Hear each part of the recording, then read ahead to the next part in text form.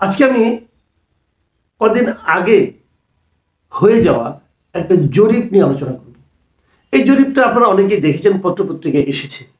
সেই জরিপটা ছিল ইনোভেশন নামে একটা সামাজিক গবেষণা প্রতিষ্ঠান সেই জরিপটা করেছিল, এবং সেই জরিপের খণ্ডিত ভাবে একটা রেজাল্ট আমরা বিভিন্ন পত্রপত্রিকায় দেখেছি। এবং সেখানে সেই জরিপের ওই রেজাল্টগুলোতে অনেকগুলো ডাটা তারা করেছিল, কিন্তু অনেকগুলো ক্রাইটেরিয়া তারা করেছিল, অনেকগুলো বিষয় তারা জরিপটা করেছিল। ডিটেল অনেক কিছু আসছে বলে আমার কাছে মনে হয়নি। তো আমি সেখানকার মাত্র একটা কি দুটো বিষয় যেগুলো পত্রপত্রিকায় আমি সেভাবে দেখিনি, সেটা নিয়ে আমি আজকে একটু কথা বলতে চাই। কারণ আমি মনে করি এই জরিপের ফলটা আমি এ যাবৎ যতগুলি জরিপ বাংলাদেশে দেখেছি, বাংলাদেশে বিভিন্ন প্রতিষ্ঠান করেছে, তার মধ্যে এই জরিপের মেথোডোলজিটা আমার কাছে সবচেয়ে গ্রহণযোগ্য মনে হয়েছে। মেথোডোলজি মানে হলো তারা জরিপটা কিভাবে করেছে, কাদের উপর করেছে, কোন এলাকায় করেছে, কোন বয়স ভিত্তিক লোক গ্রুপের মধ্যে করেছে, এগুলো কিন্তু খুব জরুরি। আপনি যদি সব ইয়াংদের মধ্যে করেন এক ধরনের ফল পাবেন, আপনি যদি সব গ্রামের লোকের মধ্যে করেন এক ধরনের ফল পাবেন, সেটা কিন্তু পুরো দেশটাকে আপনি বিচার করতে পারবেন না। আমি আগে মেথোডোলজি নিয়ে একটু কথা বলে তারপর মূল পয়েন্টে আসছি। সেই জরিপটাতে মোট 10,696 জন ভোটারের উপর তারা জরিপটা চালিয়েছে, এবং জরিপটা তারা চালিয়েছে 19শে ফেব্রুয়ারি থেকে 3 মার্চ পর্যন্ত সময়কালে। এবং 10,696 জন একটা জরিপের হিসাবে, মানে অনলাইন জরিপ না, কিন্তু তারা একটা ফিজিক্যালি জরিপ করেছে। ফিজিক্যালি 10,696 জন কিন্তু একটা বিরাট ফিগার।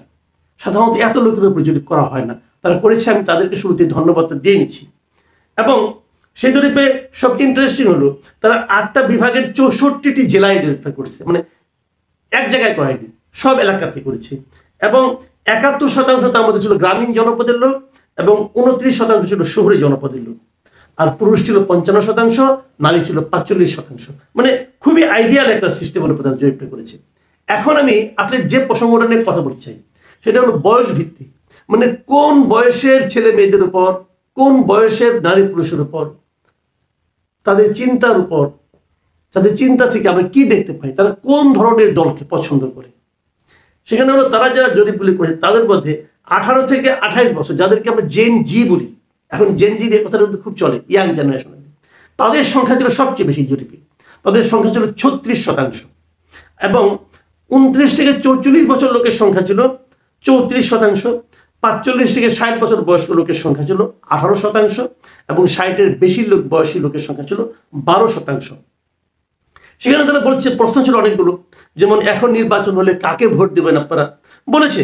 এবং সেখানে হিসাবটা আমি ছোট্ট করে বলে নিই, এটাও আমার মূল বিষয় না, আমার মূল বিষয় একটু পরে আসবে।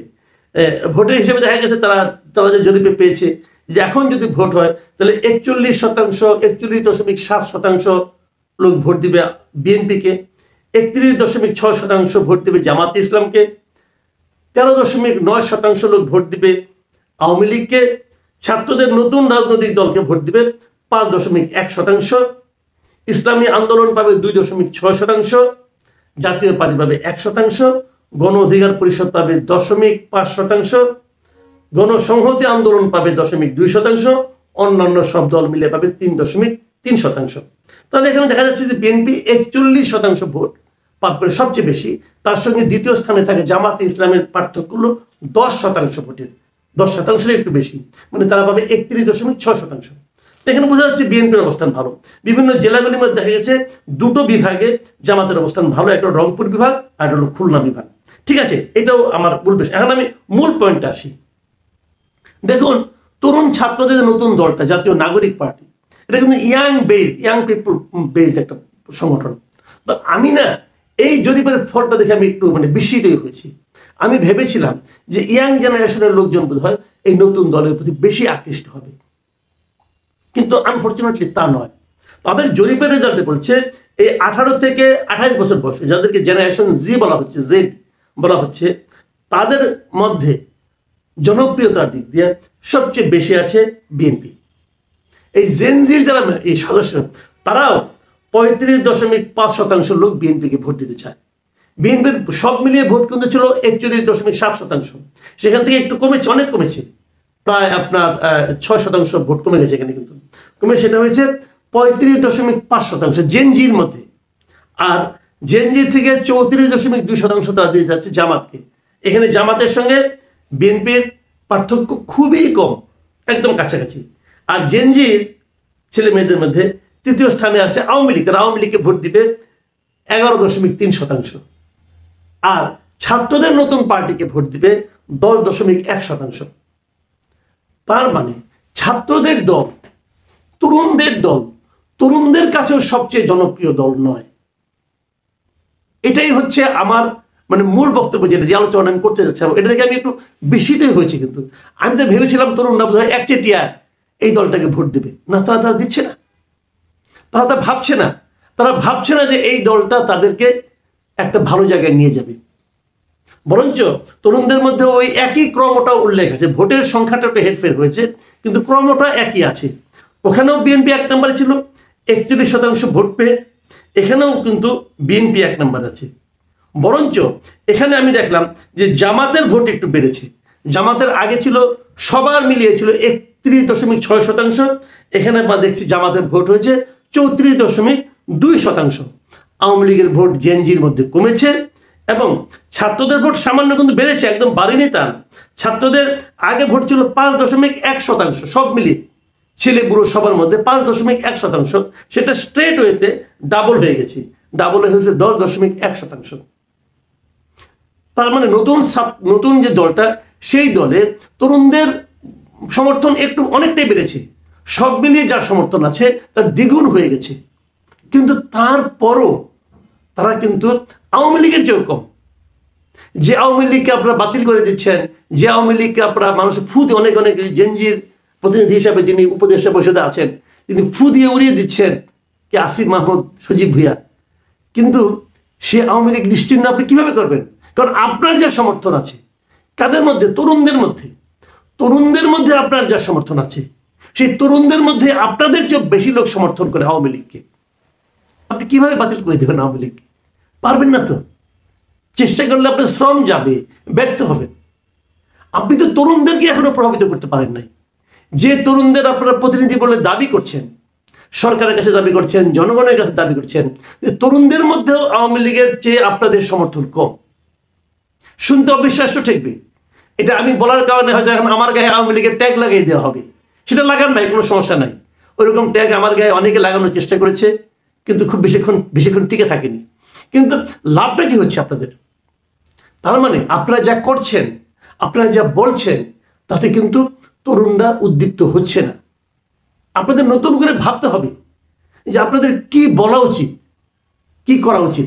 এবং আমি আরেকটা কথা বলি, আপনারা কি ভেবেছেন যে বয়স্ক লোকদের মধ্যে আপনাদের সমর্থন কেমন আছে? উদাহরণ দিয়ে বলি, এই যে আপনার 29 থেকে 44 বছর, যে মিলেনিয়ালস যাদেরকে বলা হয়, তাদের মধ্যে ছাত্রদের সমর্থন কত? অনলি 3.8%। একটু যারা বয়স্ক, তাদের কাছে আপনাদের অবস্থা এরকম। আচ্ছা, ঠিক আছে। এবং যারা একটু প্রৌঢ়, আমরা বলি যে 45 থেকে 60 বছর যারা, তাদের মধ্যে আপনাদের প্রতি সমর্থন মাত্র 2.5%। মানে বয়স্করা মনেই করছে না যে আপনারা দেশ চালাতে পারবেন। আর যারা তারও চেয়ে বয়স্ক, 60-এর বেশি, তাদের মধ্যে আপনাদের প্রতি সমর্থন 1.6%। মানে তারা তো আরো মনে করছে না যে আপনারা কিছু করতে পারবেন। তাহলে কেমনে হবে ভাই? কেবলমাত্র সরকারের সমর্থন নিয়ে আপনারা কতদূর অগ্রসর হবেন? আপনারা কিংস পার্টি বলে মন খারাপ করেন না। কারণ কিংস পার্টি থাকলে আপনি যা কিছু ভোট পেতে পারেন, অন্য কোনোভাবে পাবেন না। আপনাদের রাজনীতিতে চেঞ্জ আনতে হবে। আপনাদের রাজনৈতিক নেতৃবৃন্দ, আপনাদের এরকম যে একটা বাতিল করে দেওয়া রাজনীতি আপনারা করেন, অমুককে বাতিল করে দেবো, অমুককে বাদ দিয়ে দেবো, অমুককে দেশ থেকে বের করে দেবো, অমুকের বিচার না করলে ইলেকশন করবো না, এই যে যেগুলি বলেন না, এগুলি মানুষ ভয় পায়। এগুলি শুনে মানুষকে নিজের আস্থায় নিতে হবে। আপনি তো আপনার তরুণ সমাজকে আস্থায় এখনো নিতে পারেননি। কাজে আরেকটা জিনিস, আপনাদের আচরণে কিছু চেঞ্জ আনতে হবে। আপনাদের আচরণ দেখে বাচ্চারা, তরুণরা উৎসাহী হচ্ছে না। তারা হয়তো ভাবছে যে এরা সুযোগ পেয়ে অনেক কিছু করছে, ক্ষমতায় গেলে আরো অনেক কিছু করবে। কি ভাবছেন আপনারা ভাবুন। আমি আমার ভাবনার কথা বললাম। কাজে আমার মনে হয়, আমি অনুরোধ করব, নতুন করে ভাবুন, এখান থেকে শিক্ষা নিন। এটাকে বাতিল করে দেবেন। আমি জানি এটা শুনলে পরে ওই আপনাদের দলের লোকজন বলবে, ধুর, এটা কোনো মূল্য নাই, এই জরিপের কি দাম আছে? কিন্তু দাম আছে, দাম দিতে হবে। দাম না দিলে নিজেরাই ঠকবেন। প্রিয় দর্শক, আমিও বলছি, এটা জরিপ, এটা কিন্তু প্রকৃত চিত্র হয়তো বা না, কিন্তু যারা ভোটটা দিয়েছেন, যারা জরিপে অংশ নিয়েছেন, তাদের